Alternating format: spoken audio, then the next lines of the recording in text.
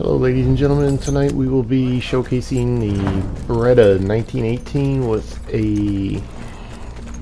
being used by an Anzac trooper at Gallipoli, although it was actually used by the Kingdom of Italy late in the war because the 1918 designation denoted the year that it came into service. It was used in both the First and Second World War. As you can see, 25 round top stack magazine, fed to the bottom eject. As you can see, it was quite a versatile weapon. Using that 9mm cartridge allowed it to have very minimal recoil. It will stay on target quite nicely. The only downside is the significant bullet drop. As you'll see later on in the clip, it does great damage up close. Kind of melts enemies. Just wham bam taking ma'am, and then once you get range on it, well, not so much. But as you can see, for up close and personal, it does great. Actually using this weapon with the assault class for this particular map, it ended up on a 13 kill streak before meeting my demise further on, so I kind of got separated from my squad. Again, as you can see, short controlled bursts are most effective, as with any repeating weapon.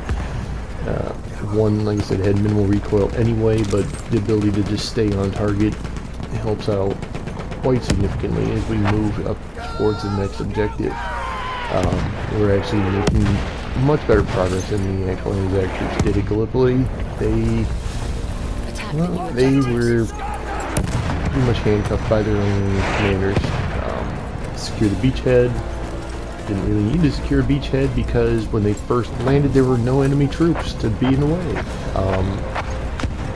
But that securing action delayed and allowed them, by the Ottoman Empire, to be able to get dug in. Alright, so gameplay here always makes sense, and 2 to 3 guys to arm the objective. Mostly that way you can cover one way while the other person covers the other way, and your third person can actually arm the objective. Moving right along here, as you can see, try to get in a good position. They will come to try to defuse your bomb.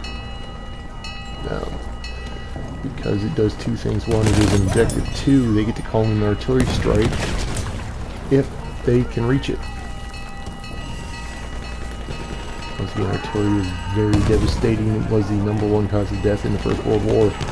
Even though it was the machine gun that put people in the trenches, it was the artillery that killed them in the trenches.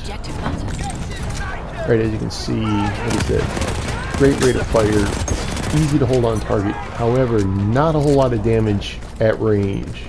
Somebody else ended up taking them down. I do apologize for this. My controller was a bit twitchy. As you can see, normally I don't melee people. It takes too long, and as you can see, my melee weapon was stuck out, but able to recover and move on. Onward to the next objective.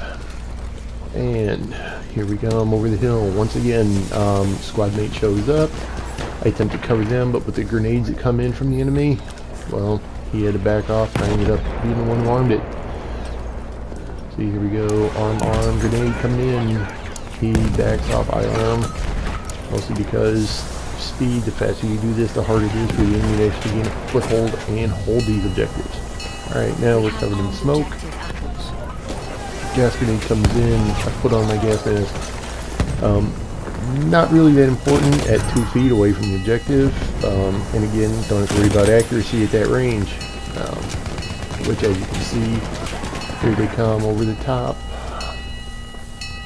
Right here at about our 11 o'clock. Here he comes over there. There he is. Always, if you don't have a clear shot, mark your enemy. That way, someone else has a better line of sight, better line of fire.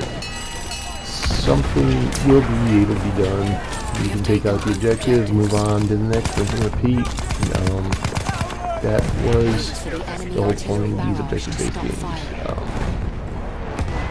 Now coming up here, we again hold for the artillery.